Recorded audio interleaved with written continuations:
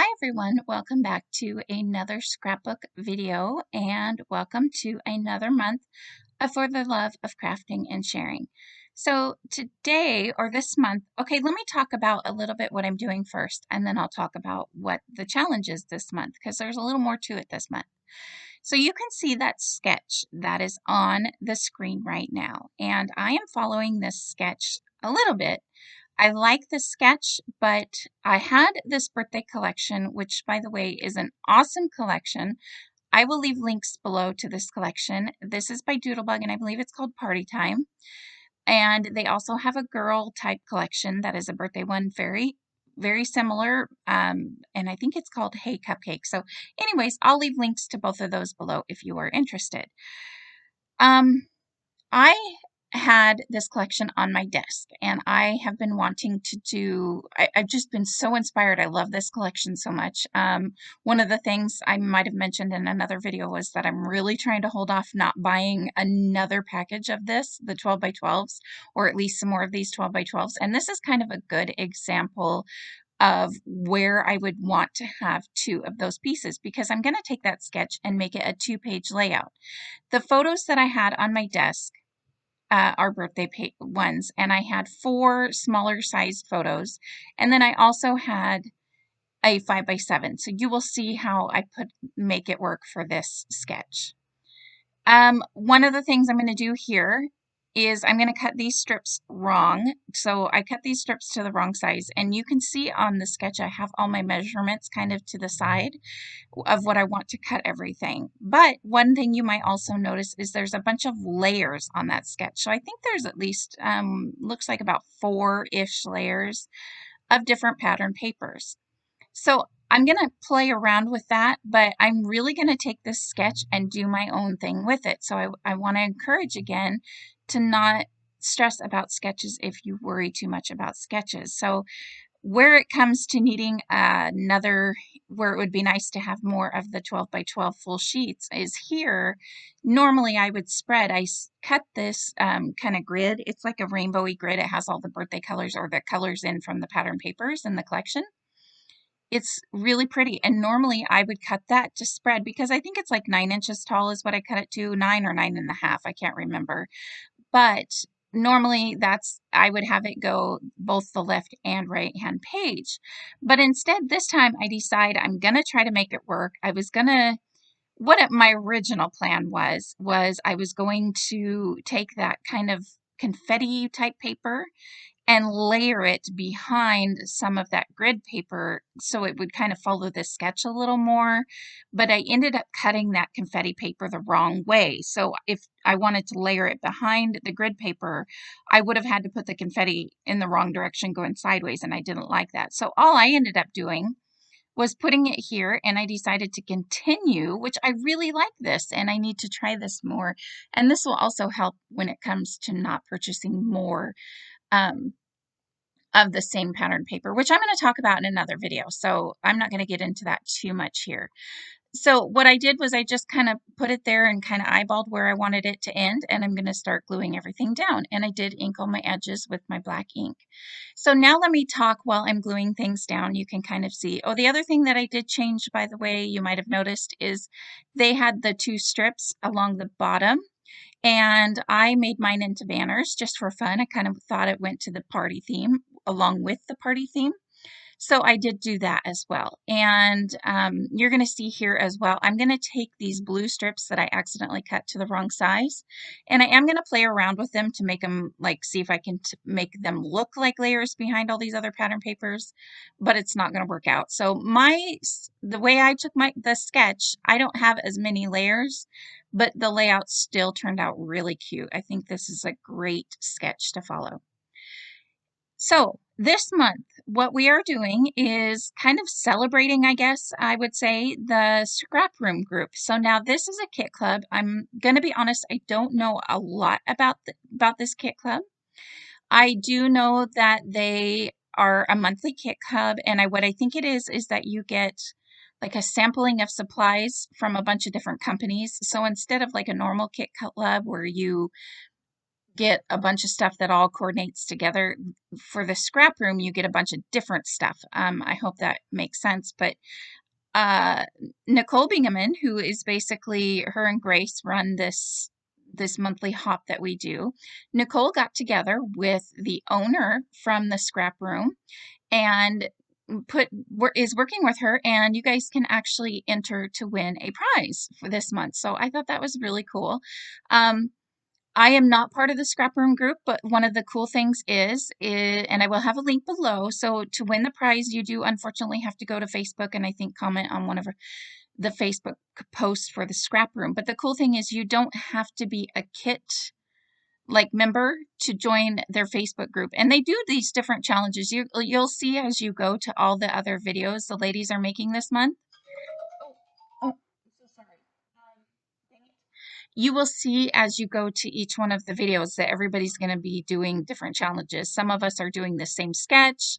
There's just different challenges. And every month the Scrap Room puts out those challenges. So like I said, even though if you're not a member of the Kit Club, you can still join in on the challenges. So if that sounds interesting to you, that's another great reason to join their Facebook group. But what I believe, and I do have a problem with not reading things, kind of skimming over things, after having kids in schools, 3 different schools for over 12 years now. I think this is the 15th year we'll have kids in school. You get so many emails that you get to the point where you just kind of skim read things, right? Get the important information and then move on. So I think I've gotten into the habit of kind of skim reading things and just getting the information. So all I know at this point is that there is a Facebook group and there will be a link below, and the owner of the Scrap Room is going to put a post up about our YouTube hop. And if you make a comment, I believe if you make a comment on that post, you can be entered to win a prize. So you can say thank you to Nicole. Drop by her channel, and she is part of this hop, obviously.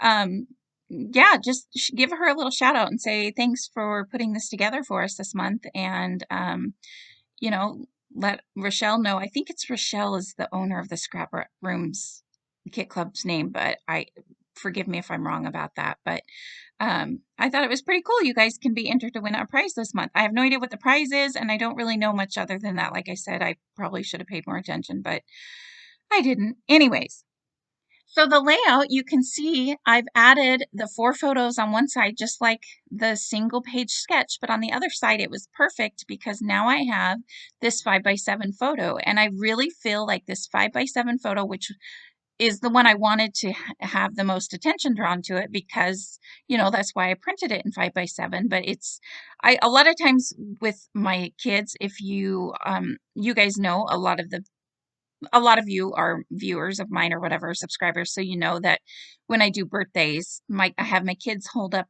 their age with their fingers.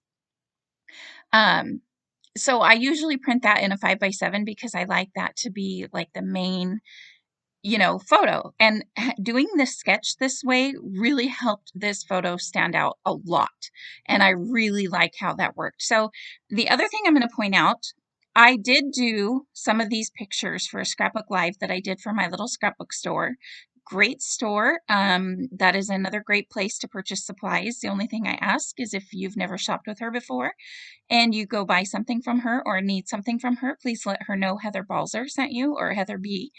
There is another Heather, so that's why I say, throw in the last name. But if you can't pronounce my last name, don't worry, because nobody can. Anyways, I did a live video where I did some photos from this birthday of my son. So this is my youngest son, and this was his 7th birthday. But these were the leftover photos, and this was also where he was holding up the number of fingers for the age he was, so 7, so he's holding up 7 fingers. And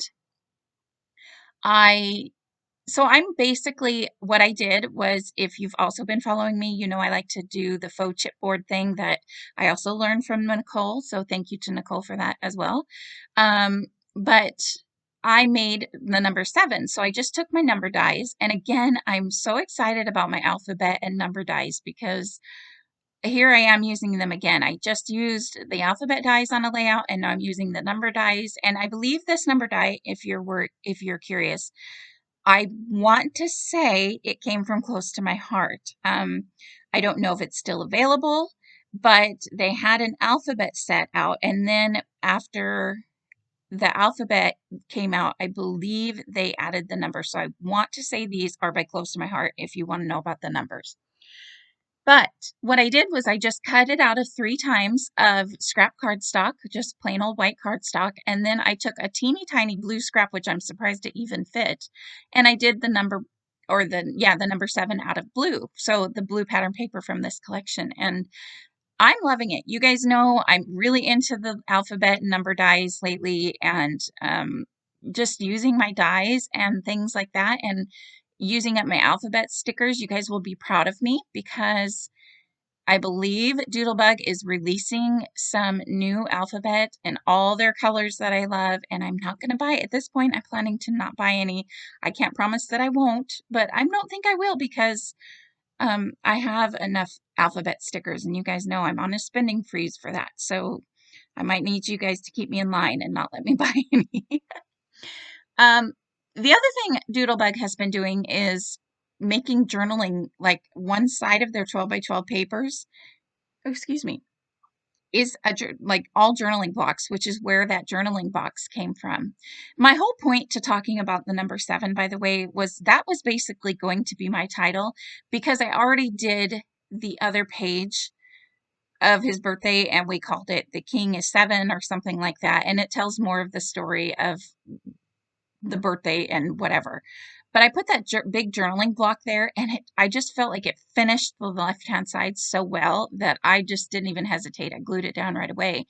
And I'm not going to add a title other than what is on the journaling block and that number 7. Now, at this point when I was making the layout, I wasn't sure about the number 7 and if I could get it. It wasn't fitting in anywhere that I put it. I tried it all over the place. And so for a little while, I thought maybe I just wouldn't put it on there. And I'm just playing around with different clusters. I was trying to focus more on the ice cream things. You can see there's an ice cream. It didn't work out as well as I had hoped because I ended up putting that cupcake doodle pop on the left-hand side in that circle, because on that circle sticker, you might have noticed there was a picture of a cupcake, and I just thought the doodle pop really helped it stand out. And not only that, but on the right-hand side, that elephant is another doodle pop.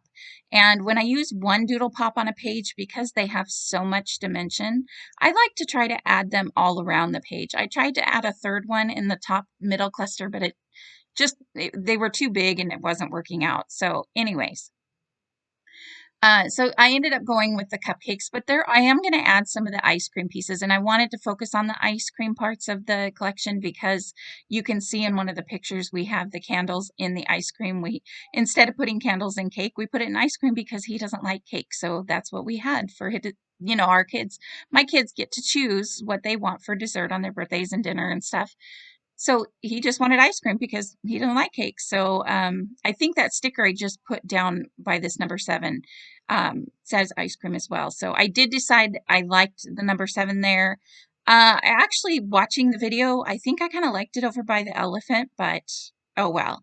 So other than that bright number 7 and the happy birthday above the elephant, and I think this is the best birthday ever, whatever that says on the journaling card, I'm not going to add a title. So I know sometimes people, say, do you need a title on every page? And my answer is no. Use some of these little elements that go around everywhere. And this page obviously doesn't need a title. And the page that's going to go probably after it or before it, I don't know, I haven't decided, don't care at this point. But it'll have the entire story, so it doesn't really need a title. And it has a title, the other page does. So yeah, don't always worry about your layouts having like an exact title unless that really bothers you. Do what works best for you is my biggest suggestion.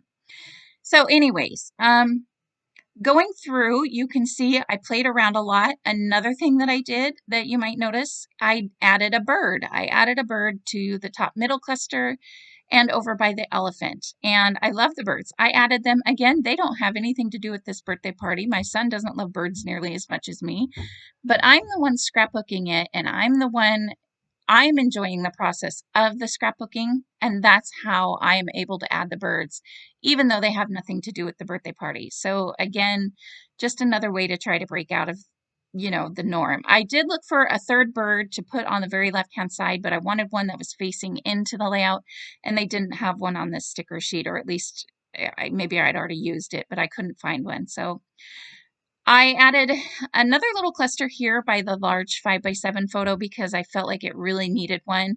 I've mentioned in the past when I do double page layouts, I really like the clusters to kind of zigzag across the 2 pages, and that is basically going to be my layout.